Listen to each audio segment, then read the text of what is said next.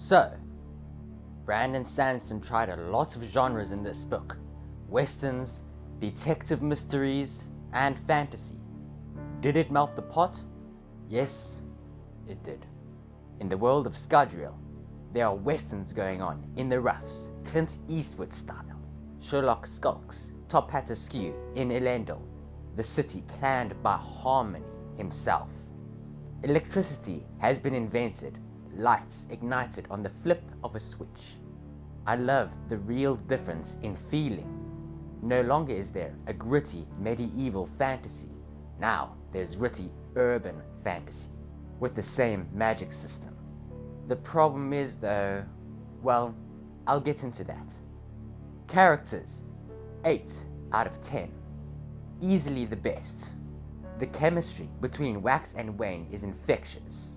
Their banter charming and their conflicting personalities fascinating. Marasi and Steris have great personalities, each with their own unique traits and charming abilities. Well, in Marasi's case, Steris has a bit of a acquired flavor. The dynamic between the magic system and the character is never more apparent than in Miles' 100 Lives, whose abilities make him a fearsome antagonist. Although, when it comes down to it, he isn't really that interesting. Wax, in my opinion, takes the show. Stress on my opinion, as I'm a sucker for stories about veterans, because I'm so tired of useless and young protagonists. That trope has worn me thin. Overall, an excellent cast of reputable characters. Plot, 5 out of 10. Therein lies the weakness. The pace is good, it is reasonably dynamic, but man, the ending.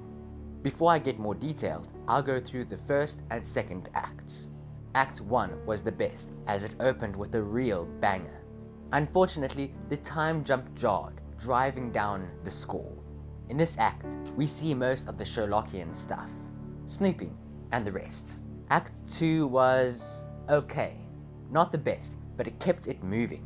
The stakes rose nicely, we got properly introduced to Miles and Mr. Suit, but at this point, I started doubting if Brandon Sanderson can pull off the Sando launch. My doubts proved true. The third act was great with everything, except for its lack of catharsis. I was so used to Brandon Sanderson's amazing roller coaster of emotions that this really jarred me. Without the emotion in the roller coaster, it fell flat on its face. The fight scenes were tight and breathtaking. If you're fine with just that, this book is still enjoyable. For me, it was. World building, 7 out of 10. Cannot compare to Era 1, but still has some traits going for it. The contrast between Elendil and the roughs. The two sides of society trope was done well, as usual. What did catch my eye though was Allomancy and Feruchemy through the centuries. Over the ages, Allomancers and Feruchemists have become impotent compared to the Mistborn that we know from Era 1, which forces those with the abilities to become more resourceful.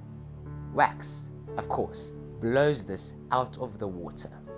Overall, 6 out of 10. A thrilling ride with little substance, like many action movies. Despite its problems, I would still recommend it. A bad book from Brandon Sanderson is still the best book from somebody else. Age rating, 15 plus. There's just one scene in the beginning that bumps the age restriction right up. In it, a serial killer, Bloody Tan, has got an art gallery of human corpses held up by wires. In there, somebody dies, leaving Wax very traumatized. As for the rest of the novel, there is a bit of innuendo, but Brandon Sanderson always has very clean language. If I missed anything, comment down below. Like and subscribe while you're at it. And check out my other videos where I review other books, mostly of Brandon Sanderson at the moment. Anyway, Veronwë out.